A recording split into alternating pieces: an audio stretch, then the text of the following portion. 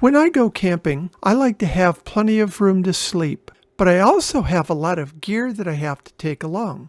So I'm going to show you how I solved this problem with my Space Saver bunk.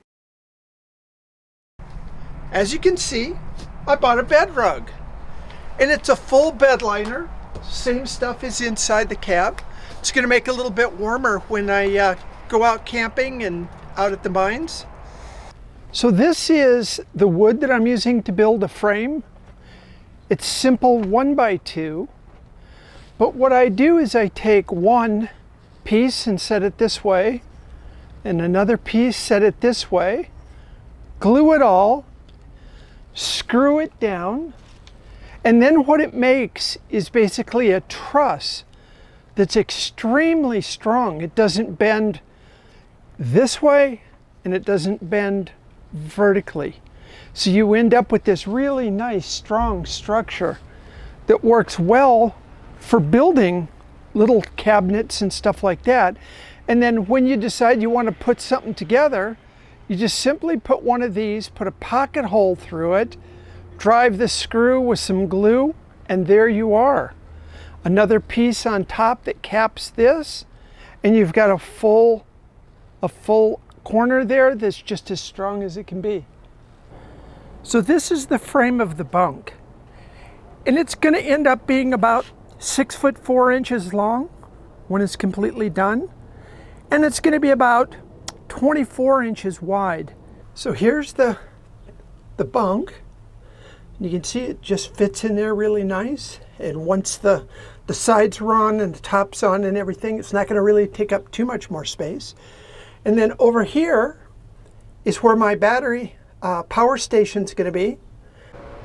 So we got all the screws in, all the way down. And it goes ahead, up and down. And I'll put some little supports out so they fold out. And then I will be ready to have this a bunk. I'm making progress on the bunk.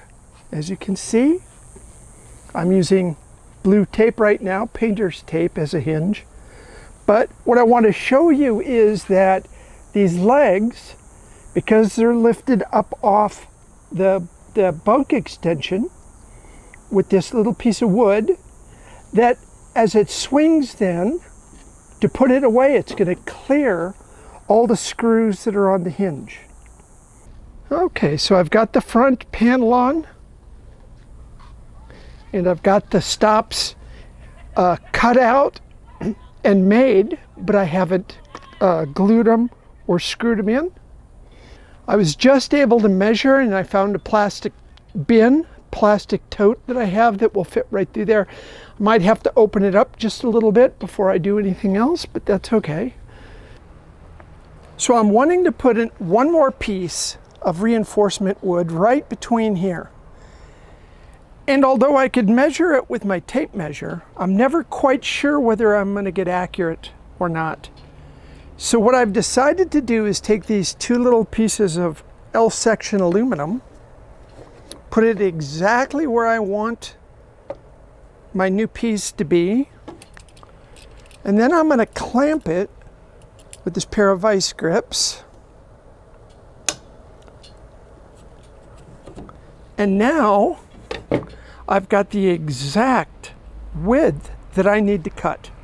No measuring. All I have to do is mark directly off that. So what I'm doing today is I've marked where all the frame is, and I'm going to mark then where I want to cut my access hatch, because it's going to be that section right there. And then I'm going to pre-drill holes all the way around the perimeter that match up to where I want to put the screws in on the top. So now I've cut the long sides and the short sides with the skill saw, and what I'm going to do is I'm going to use this jigsaw here to cut the corners, because I want nice round corners. Okay, so we're getting closer. I've got the top bunk screwed down. It's glued and screwed. I've cut the access door So that'll just pop open, and then it'll shut when I get everything done.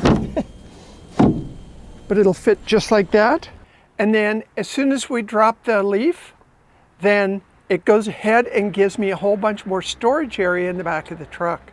With the drop extension, I get about 10 inches for the full length of the 6.5 feet of the bed. So this is my first camp out with the new bunk.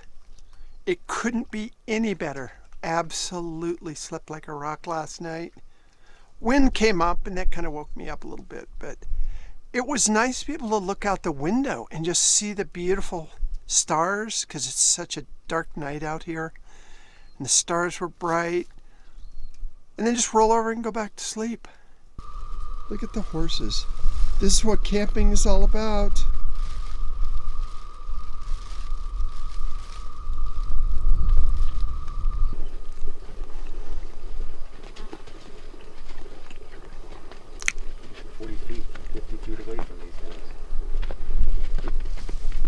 Possible to put too much salt.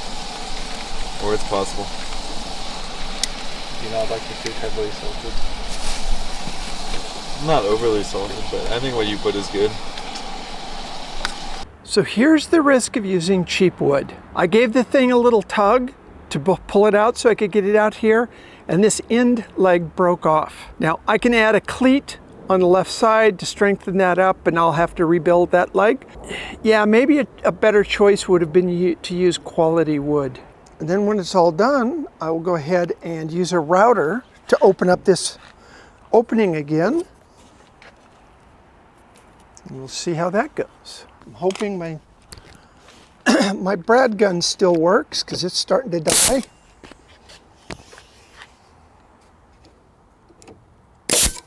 So I'm going to use a flush cut bit on a router to see if I can knock all this off. My little man.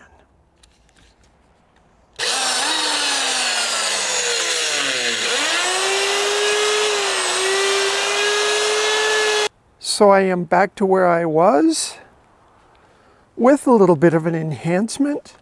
I put this reinforcement in there, and that's going to give me a lot of strength.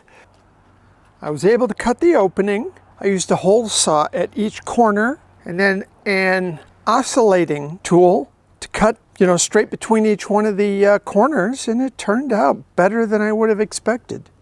So real happy with that.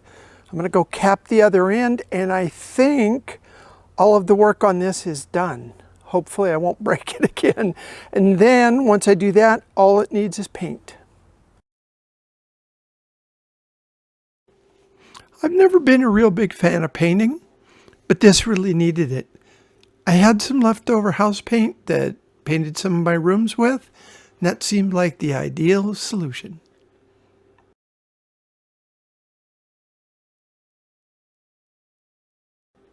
I really like how it turned out. There's plenty of room for me to sleep, plenty of room for me to haul cargo, and plenty of room underneath it to put all my climbing gear and all my clothes and stuff like that. Any of you guys could build the same thing. It really works well. If you made it this far, type "I made it" in the comments and I'll put your name in the next video. Thanks.